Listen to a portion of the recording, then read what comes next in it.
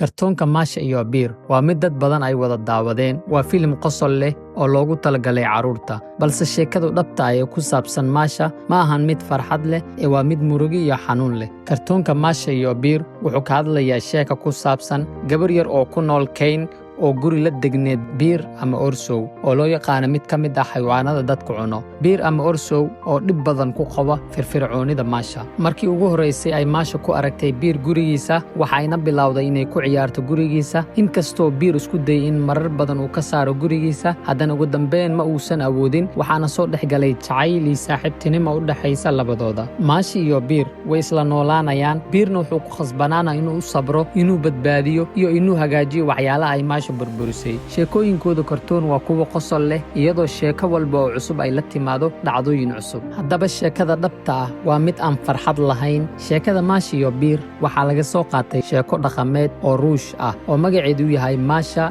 iyo Biir.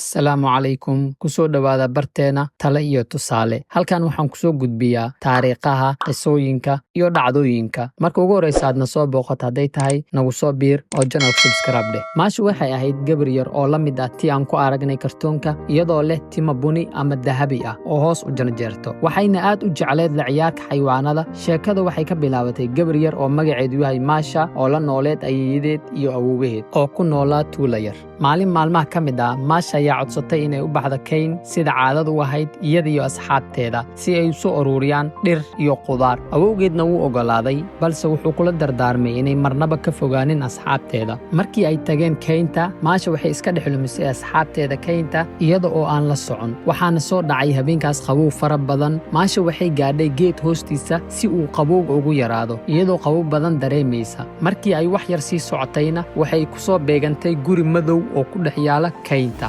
Halkaas oo ay la kulantay orsow ama xayawaan weyn oo cabsi leh oo u diiday inay guriga ka baxdo. Maasha waxay isku dayday inay ka fikirto sidii uga baxsan lahayd, laakiin waxba ma aysan samayn karin habeenkii inta lagu jiray. Maasha way soo jeeday sababtoo ah waxay ka baqaysay inuu cuno orsowgii. Waxyar kadib waxay maqlaysay dad u yeerayo iyada, laakiin codkooda wuxuu ekaa mid aad u fog. Waxay ahaayeen awoowaheeda iyo dadkii raadinayay, laakiin codkooda wuu sii fogaanayay, taas oo muujinayso inay ka raadinayaan waddo qaldan. Subaxii markii orsowgii gaajoodo oo uu diyaar u ahaa inuu cuno Maasha waxay isku dayday inay ciyaarsiiso iyadoo isticmaalayso ul yar oo halkaas taalay. Orsowgii wuxuu xiiseeyay ciyaartaas, wuxuu bilaabay inuu la ciyaaro ilaa uu ka daalay oo uu hurdo la tagtay. Maasha waxay ka dulbooday dushiisa si ay ugu baxsato godka, laakiin markii ay cagta dhigtay dusha orsowgii, wuxuu ka toosay hurdadii isagoo caraysan. Waxay isku dayday inay isdifaacdo, balse wuu cunay. Markii dadkii raadinayay ay gaareen meesha ay Maasha ku sugneed, waxay heleen keliya dharkay sidatay Maasha iyo muuqaal aad u xun. Qisada Maasha iyo orsow ee lagu arkay filimada kartoonka waa dib u haween fudud oo ah wixii dhacay ka hor inta uusan orsowgii cunin Maasha. Orsow waa xayawaan oo xayawaankan weligood lama aamini karo,